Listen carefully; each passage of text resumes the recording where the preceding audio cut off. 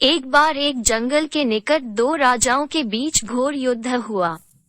एक जीता दूसरा हारा। सेनाएं अपने नगरों को लौट गईं।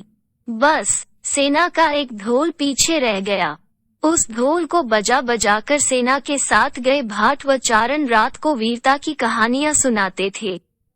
युद्ध के बाद एक दिन आंधी आई। आंधी के जोर में वह ढोल लुढ़कता पुढ़कता एक सूखे पेड़ के पास जाकर टिक गया।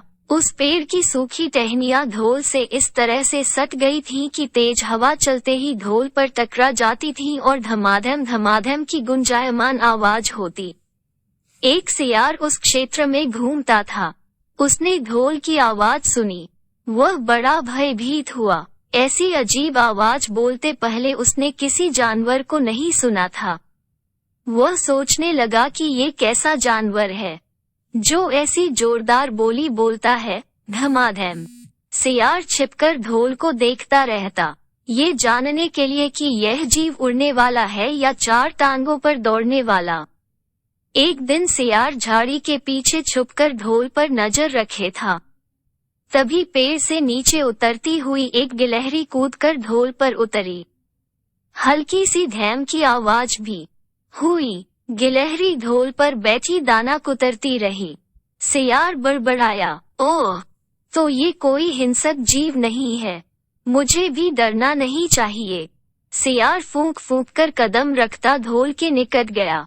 उसे सूंघा। ढोल का उसे न कहीं सिर नजर आया और न पैर। तभी हवा के झोंके से टहनियां ढोल से टकराई। धैम की आवाज हुई और सियार उछलकर पीछे जा गिरा। अब समझ आया। सियार उठने की कोशिश करता हुआ बोला, ये तो बाहर का खोल है, जीव इस खोल के अंदर है। आवाज बता रही है कि जो कोई जीव इस खोल के भीतर रहता है वह मोटा ताजा होना चाहिए, चर्बी से भरा शरीर, तभी ये धैम धैम की जोरदार बोली बोलता है।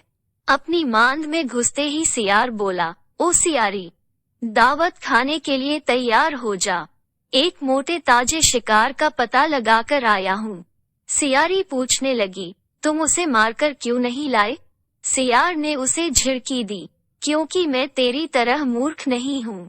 वह एक खोल के भीतर छिपा बैठा है। खोल ऐसा है कि उसमें दो तरफ सूखी चमड़ी के दरवाजे हैं। मैं एक तरफ से हाथ डाल उसे पकड़ने की कोशिश करता तो वह दूसरे दरवाजे से न भाग जाता। चांद निकलने पर दोनों ढोल की ओर गए। जब वे निकट पहुंच ही रहे थे कि फिर हवा से टहनियां ढोल पर टकराई और धैम धैम की आवाज निकली। सियार सियारी के कान में बोला, सुनी उसकी आवाज? जरा सोच, जिसकी आवाज ऐसी गहरी है वह खुद कितना मोटा ताजा होगा। दोनों ढोल को सीधा कर उसके दोनों ओर बैठे और लगे दांतों से ढोल के दोनों चमड़ी वाले भाग के किनारे फाड़ने। जैसे ही चमड़ियां कटने लगी, सियार बोला, होशियार रहना, एक साथ हाथ अंदर डाल शिकार को दबोचना है। दोनों ने हूं की आवाज के साथ हाथ ढोल के भीतर डाले और अंदर टटोलने लगे। अंदर कुछ नहीं था, एक दूसरे के हाथ ही पकड़ में आए। दोनों चिल्लाए, हैं, यहाँ तो कुछ नहीं है, और वे माथा पीट कर रह गए। सीख, बड़ी बड़ी शेखी मारने वाले लोग भी ढोल की तरह ही अंदर से खोखले होते हैं।